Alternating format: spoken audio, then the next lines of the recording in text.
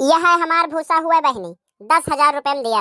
अरे बहनी ये तना महंगा भूसा है, ऐसा आग लागी गए, 5,000 रुपए में लिया। नहीं नहीं रहा जो हम 5,000 में नहीं दिया। यह बड़की जिज्जी भूसा बेचत हो का?